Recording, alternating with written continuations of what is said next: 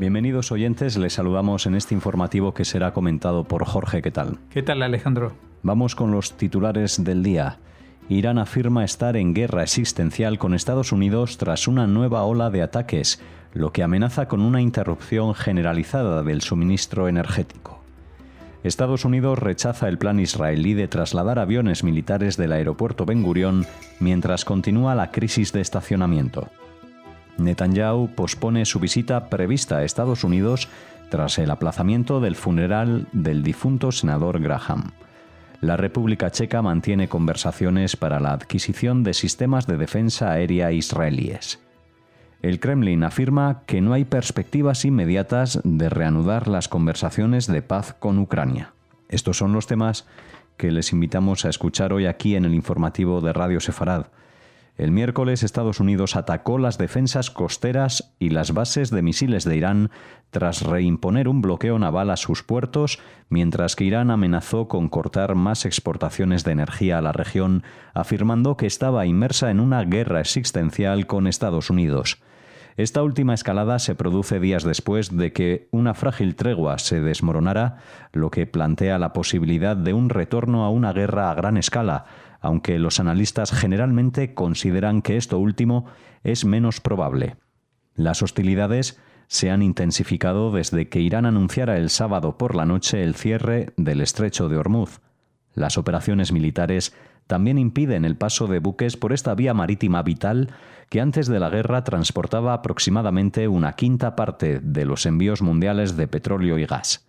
El crudo Brent de referencia internacional cerró el miércoles a $84,95 el barril, su nivel más alto en un mes. El Comando Central de Estados Unidos informó que las Fuerzas Armadas atacaron los sistemas de defensa costera y los emplazamientos de almacenamiento y lanzamiento de misiles de crucero en la isla iraní de Grand Tomb alrededor de las 6 de la mañana, hora del este de Estados Unidos, y que completaron la oleada de ataques en aproximadamente 90 minutos. 9 horas después, el CENTCOM informó de una segunda oleada de ataques cuyo objetivo, además de abrir el estrecho, también apuntan a las capacidades militares iraníes que Estados Unidos querría destruir antes de ejecutar operaciones más complejas. Bueno, voy a tratar de no repetirme porque esta noticia se parece mucho a la que hemos dado prácticamente todos los días de esta semana. Ya llevan 3 o 4 días en este rifirrafe creciente, ¿no? Lo que hemos dicho como característica. Irán no tiene capacidad para vengarse, entre comillas, de los ataques de Estados Unidos, pero se empeña en seguir cerrando el estrecho de Hormuz. Y Estados Unidos está intensificando cada vez un poco más la respuesta sin llegar a entrar en una guerra frontal con el régimen de los ayatolás, porque justamente por esta vía está logrando debilitar mucho más al régimen que en un ataque total y frontal como el que hubo en marzo de este año, a finales de febrero y marzo. A mí lo que me gustaría destacar de esta noticia es algo que tiene que ver con el léxico, es decir, el tema de la guerra existencial, porque hasta ahora, durante estos 2 años y medio, hemos visto que este era uno de los argumentos más utilizados por el gobierno israelí y por Netanyahu para hablar de por qué estaban inmersos todavía en esta guerra después del 7 de octubre, porque no era una guerra cualquiera, era una guerra existencial. ¿Qué quiere decir existencial? Es que para Israel, si Israel perdía esta guerra, dejaba de existir el Estado judío. Esa era la amenaza del régimen iraní, que la hizo patente y declarativa en multitud de ocasiones. Y en este caso, pues evidentemente había lanzado a todos sus proxies, primero a Hamas, luego se sumaron los hutíes y Hezbollah, y finalmente también las milicias proiraníes de Irak y el propio Irán. Así que para Israel esto significaba lo que acabo de explicar, una guerra que podría acabar con el propio Estado de Israel. Esa era la amenaza. Ahora, El régimen iraní está utilizando esto, pero la guerra existencial no amenaza al Estado de Irán. En todo caso, amenaza al régimen de los ayatolás que gobiernan Irán con un régimen dictatorial porque tienen una especie de pantomima de democracia con elecciones, pero si ustedes recuerdan, porque lo hemos comentado en muchas ocasiones, los candidatos que se presentan son seleccionados por el líder supremo, es decir, que los que vienen a mantenerse como alternativa al régimen también deben ser aprobados por el propio régimen. Y a eso en algunos países la prensa lo ha llamado elecciones democráticas, cosa que sorprende porque estamos hablando de periodistas en países que sí son democráticos y saben cómo lo que diferencia a una democracia de una pseudodemocracia como la que tiene lugar el régimen iraní. Por lo tanto, quería destacar esto, el tema de que ahora apelan a esto de la guerra existencial como si hubiera una amenaza para la existencia de un país llamado Irán o para la existencia de un pueblo que es el iraní o el persa o como se lo llame a los habitantes de ese lugar. Esa amenaza no existe ni por parte de Israel ni por parte de Estados Unidos y creo que tampoco por parte de sus vecinos, aunque seguramente habría muchos con muchas ganas de tomarse alguna revancha personal contra los miembros de la cúpula de este país que durante más de 40 años ha estado martirizando a la zona, especialmente a Israel, pero también a otros países del Golfo Pérsico y más allá. La crisis en torno a los aviones estadounidenses de reabastecimiento de combustible estacionados en el aeropuerto Ben Gurión, que se creía resuelta, está escalando ahora del ámbito militar al diplomático. Si bien el Ministerio de Transporte israelí anunció ayer que se había llegado a una solución para reubicar los activos de Estados Unidos en otros emplazamientos después de que la Autoridad Aeroportuaria de Israel declarara que el uso continuado del aeropuerto podría perturbar gravemente las operaciones comerciales, fuentes militares estadounidenses afirmaron que las soluciones alternativas no satisfacen las necesidades del ejército estadounidense. Se espera que el ministro de Defensa Israel Katz y el primer ministro Benjamín Netanyahu aborden el tema directamente. La demanda de que Estados Unidos utilice el aeropuerto surge de la necesidad de que su ejército se prepare para los peores escenarios regionales, incluido un ataque a sus bases en el Golfo Pérsico, una situación que requeriría el apoyo logístico israelí disponible. Bueno, ayer mismo dimos esta noticia diciendo, parece que a pesar de que esto influye en la propia economía y en la libertad de movimiento de los israelíes, pues va a encontrar una solución. También mencionábamos que los aeropuertos de Israel, que son 2, pero el segundo se inauguró hace muy pocos años y está en la otra punta del país, en Eilat. El central es el Ben Gurión, situado en el centro del país, cerca de la ciudad de Lot y de Ramle, pues es un aeropuerto para un tráfico no muy abundante. Israel no es un destino al cual lleguen todas las aerolíneas entonces pues sus pistas están limitadas de alguna manera y con 33 aviones estadounidenses de reabastecimiento de combustibles aparcados allí, 33 de estos bichos que son muy grandes, pues tiene prácticamente bloqueado todo el aeropuerto. Apenas tienen algunas pistas de despegue y aterrizaje, las mínimas como para salvar situaciones de emergencia y mantener un mínimo flujo pero no para dar cabida a las demandas turísticas, especialmente, como ya mencionaba ayer, la de la gente de Israel que quiere salir a un poco, salirse de la rutina que supone vivir en guerra desde hace casi 3 años. Bueno, la mala noticia es que Estados Unidos ha dicho nanay.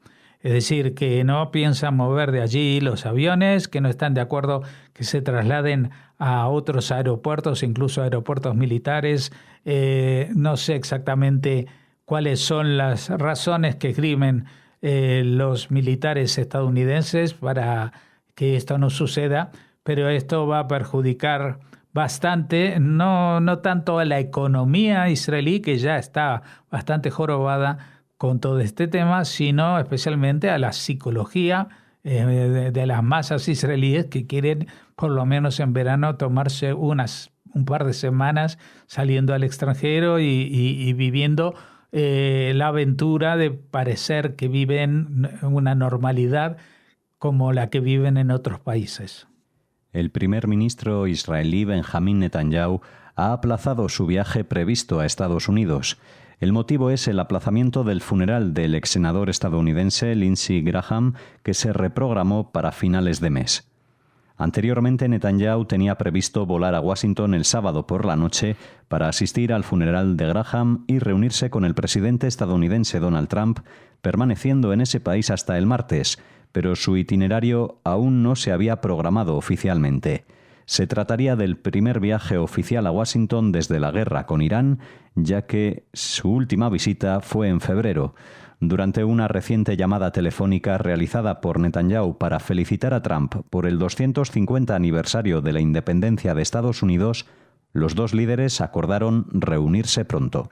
Bueno, ya ven, cambio de planes también para Netanyahu, porque, Lindsey Graham ha sido un gran amigo de Israel. Netanyahu quiere estar en su entierro, en su velatorio, en el funeral, y pues como no es judío, no se lo entierra inmediatamente, ¿no? Entonces el funeral está aplazado hasta finales de mes. Esto ha trastocado los planes. Ya ven que tanto la noticia anterior como esta son cambios de planes.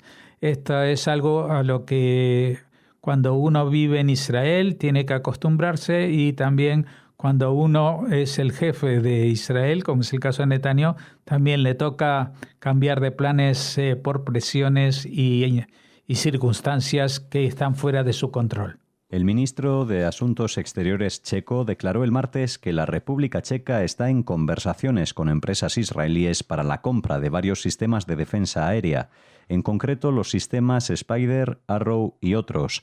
Afirmó que quiere dejar clara la postura de su país sobre Israel y prometió que Praga seguirá fortaleciendo la cooperación política y económica entre ambas naciones.